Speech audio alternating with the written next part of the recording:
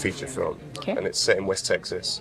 It stars Erin Moriarty from The Boys, Jai Courtney from Suicide Squad and Terminator. And it follows their story. They're two Texans. They're stuck in the middle of the desert, hiding out from the husband's criminal past. Yeah. And a couple from New York get stuck with them. And it's about how these two couples' relationships develop into someone's untimely death. But it's a thriller, and it's an exploration of human relationships and female liberation. That came through. Congratulations. It was a beautiful film, even visually, very, very appealing. Any particular inspirations for the film? I think that I've learned as a filmmaker that sometimes there's ideas that you move towards and some ideas come to you, and this is definitely an idea that came to me. I kept getting images of a trailer in the middle of the desert, and you start to become curious about that idea, and you start filling in the blanks. You know, who might live there? Why are they in the middle of the desert?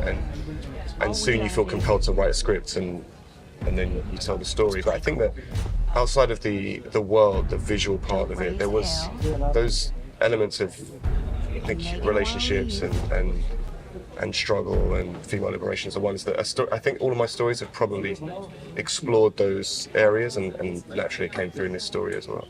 So there's a scene in the film where Maya and Clyde actually spend time together for the first time, and they're sitting out in the desert, and she says, I think it's tending towards sunset, and she says, "You're right, it is beautiful." And that encapsulates probably all of the visuals that we see through the film. But you come from a land that is so lush. You come from England, which is green, maybe grey, but also green. And then you have all of these visuals that are so stark and brown.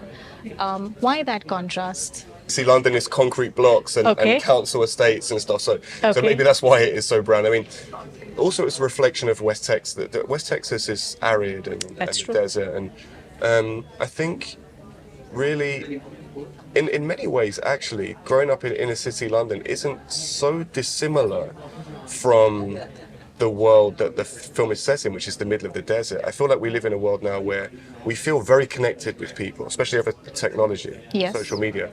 But we're probably more atomized and separated from people now in a way that maybe more than we've ever been in human history. We're not connected in the same way. Yeah. So actually it felt like a relevant allegory, actually, to have this, modern couple set against a world that feels alien but is actually very familiar. Are you working on anything? What can we expect to see from you next? So yeah, I've just my new film will hopefully be announced soon. I can't say much more. Okay. Well, this is your first time in India. It is. I'm embarrassed to say, actually. So what's your plan for the rest of the trip? How long? So from here, me and my mother, my Maya's here, we're going to go to Bangalore. Lovely. We're going to visit her birthplace and spend some time there. But it's taken a long time for me to come, and I don't know why. And now I'm here, I'm like, I don't understand why it's taken so long.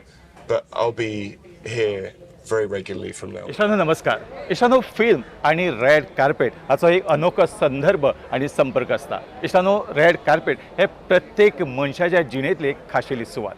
इशानो दर मनशाच्या जिणेंत red carpet walk हो एक खाशेलो प्रसंग जशें आमी म्हणटा अणभव हो खाशेलो आसता. जंय सेलिब्रिटी, VIP, उद्देग, वेवसायीक आनी हेर प्रभावी सोयरे मुखेल कार्यावळी खातीर अशा सुवातीचेर प्रवेश करता आनी ह्या रेड कार्पेटाचें म्हत्व अदीक वाडटा.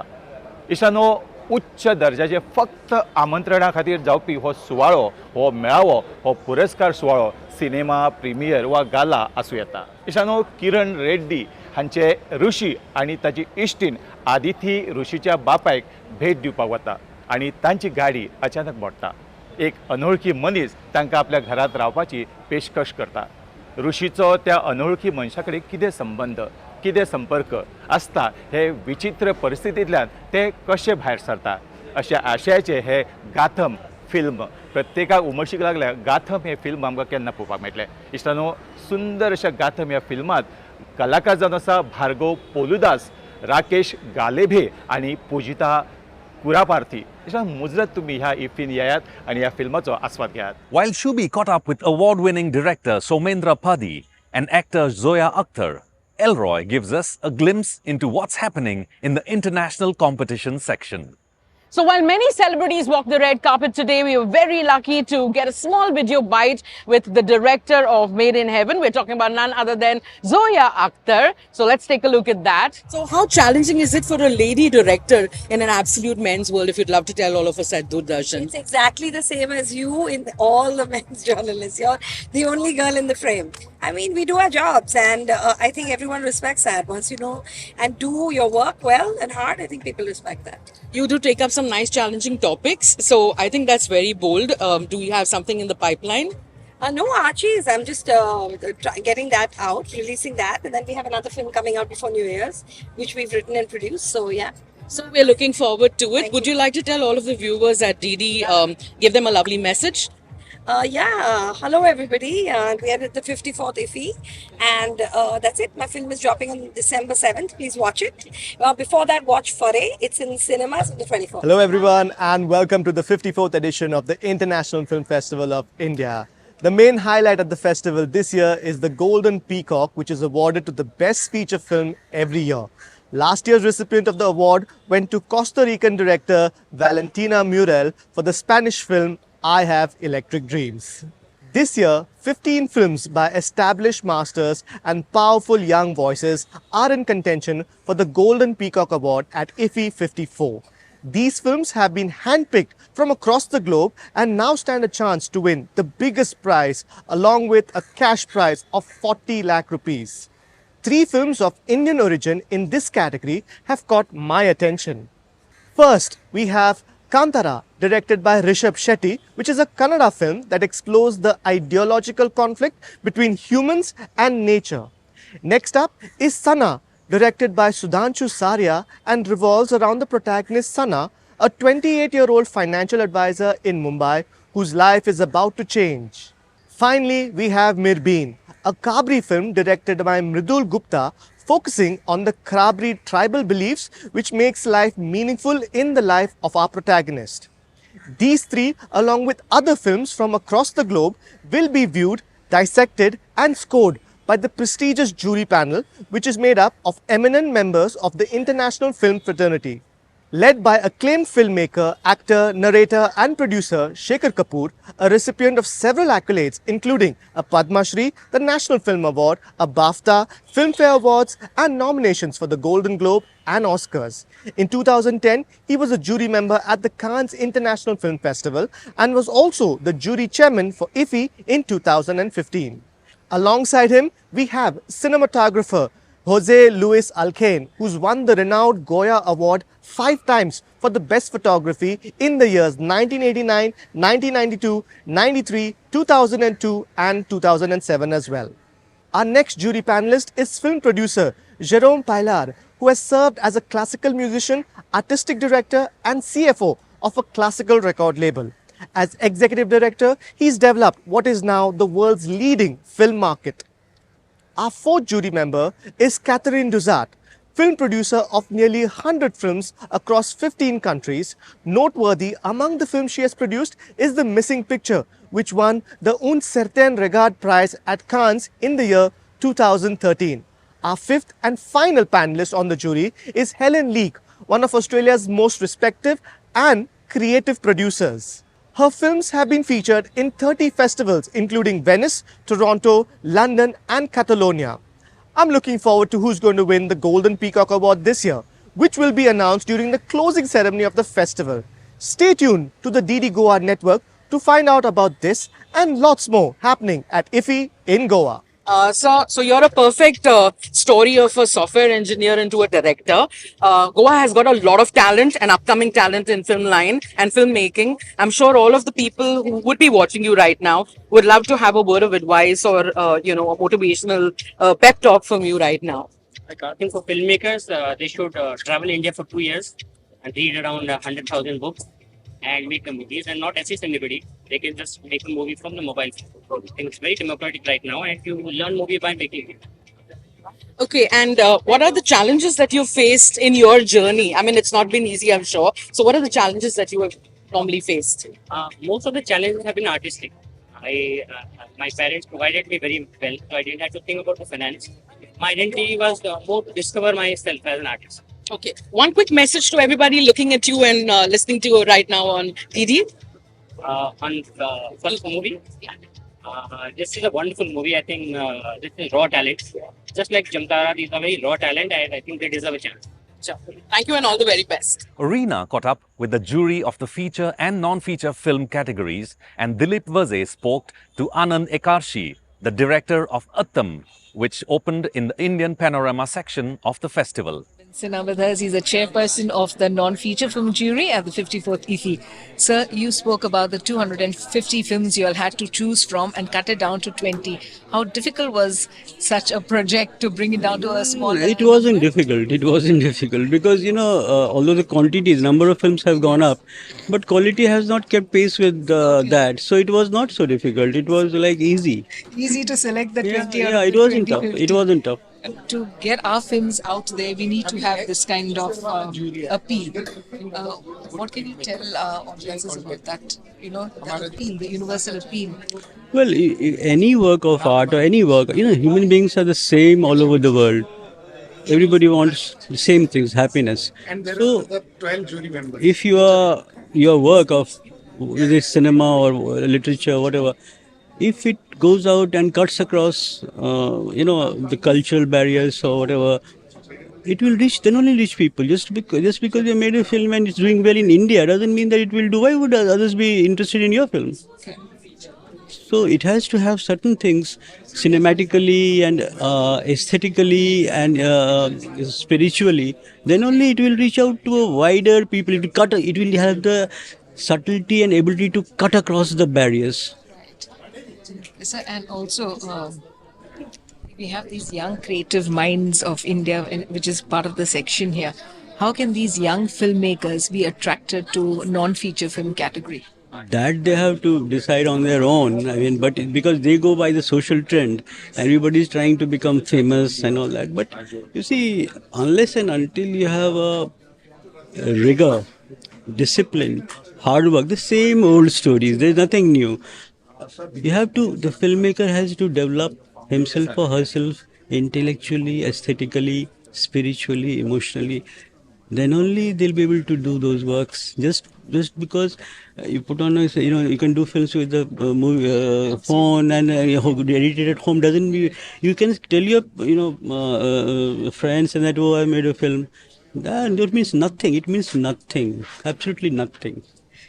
So thank you so much for your time and for all your work that you've put into this 54th. We have with us Dr. T.S. Nagabarna, who headed the jury at the feature film section of the Indian Panorama here at the 54th IFFI. Welcome, sir, to Goa. Sir, you spoke of saying that Indian Panorama is the essence of Indian cinema. Could you explain that to our listeners? Sure. Actually, we are so much rich in our languages, rich in our culture, and each and every state has got its own identity. And invariably, when once we come together for a film, and that too when we are showcasing a Indian approach of cinema, it is not just Mumbai, it is other than Mumbai. So that's where, whether it is Calcutta, whether it is Bengaluru, whether it is Hyderabad, whether it is Madras. So the whole thing is a comprehensive Indian culture. I think in that way, unity in diversity comes only when once we showcase these languages. And I was so proud because the rest of our jury member, all of them were different language, different walks of life, but they are filmmakers. And we came together to select only 25 out of 378 films. Can you believe that? So this kind of approach and the dedication of the team and then arriving at a decision, it is very difficult. But we came together because of our only one ideology, that is, this is Indian cinema, the great Indian cinema. And we did it. Thank you, sir. Also, sir, 90% of the films in the Indian Panorama are women-oriented with women directors. How is that, going to help send a message to young women directors and people who want to be into this field? I think it will send a very big message. The first thing is they can do it. And the second thing is they have done it. This is what it proves. And earlier also we have seen so many filmmakers because lot of women film directors and producers I have seen from the last my 50 years of my journey in cinema. But this time it is like all the youngsters, some of them are putting their own thought, and that too in even a male director is there. He was centering the characters and the story on a women centered one. That was the plus point. And great actors like Mammootty and others are contributing to the same kind of approach. That was super. So this year, I think we must say that Bharatiya Nari Shakti is shown on the screen. Thank you so much for talking to us, and thank you for all your time here that you've put at the 54th IFFI. Thank you so much. The highlight of the evening was the arrival of the king of Bollywood, Salman Khan, who walked the red carpet to a warm welcome by his fans.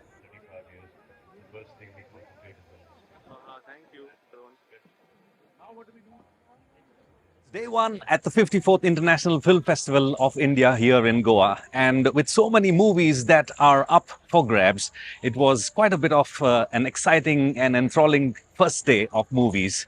But with so many days, almost 8 days of movies that we are looking forward to, the best person to find out about what to watch and what's coming up, the best movies and the hidden gems, is none other than my friend and filmy buff, Sachin Chatte, who's with me here. Sachin, always a pleasure to be Same here. to have you share, the movies that you've seen, in a nutshell, what's coming up and hidden gems. So maybe you could tell us what you watched today. Well, today it was an early morning 9 a.m. start with a film called Yannick, which is made by a French filmmaker who has interestingly made 2 films in 1 year. He's made another film called Dali, which is about Salvador Dali, the painter, the surrealist painter. Unfortunately, we don't have that film at IFFI, but we have his other film called Yannick, which is a nice, crisp 70-minute film where a man goes to watch a play in a theater and halfway he gets bored and he says, what are you all doing? This is a very boring play. And, it's a very interesting take from there on. Now imagine a film just set in one room in that sense. There are a couple of shots outside, but it was very interesting and very crisp, just 75 odd minutes. So that kind of, made everybody's day. I think everybody enjoyed it. So did you skip your coffee in the morning for that? Yes, I did actually, but I was waiting for it to get over so that you could come in time, to have coffee and then. So the movie didn't put you to sleep? Definitely not, because these movies, good thing, in fact, both the movies I saw today were under 100 minutes, which I think is the ideal length. As Hitchcock once famously said, that the duration of a film should be directly proportional to the endurance of the bladder. So in that sense, many of these films, they kind of tick the boxes. Right. The other film today was a film called Room 999, which is a documentary and an interesting documentary for those who love cinema. So there was a film called Room 666, which was made by Wim Wenders, who is a legendary German filmmaker. He was 36, 37 years old then. And he made a documentary at the Cannes Film Festival where he got 15, 16 filmmakers in a room, same camera frame, and he spoke to them about future of cinema. So there was Jean-Luc Godard there was Steven Spielberg there was Rainer Werner Fassbinder there, many of these legendary filmmakers, and he spoke about the future of cinema, whether it will exist, how long it will exist, and so on. This was in 1982. Now there's a lady who's kind of used the same formula and made a film called, instead of 666, it's called Room 999. And instead of 16, now they've got 30 filmmakers who just give their views about cinema. It starts with Wim Wenders because he made the first documentary. So she got him now to talk about what he feels about the future of cinema.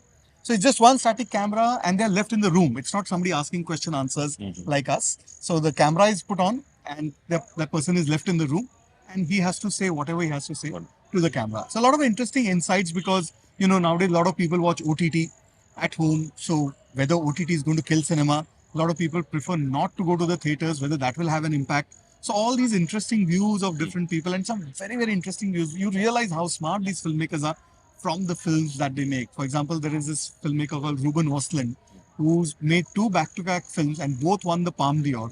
That's the top prize at Cannes. And his films are a social commentary. So here also he says it's something very interesting that we have to be careful about our own taste.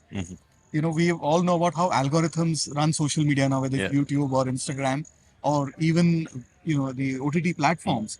So he's saying we have to be careful about our own taste because they are feeding you Right. doesn't mean it is nice It's or interesting. nice, yes, yes. So very thought-provoking and very fascinating. Fantastic. So let's go into the future, like you said.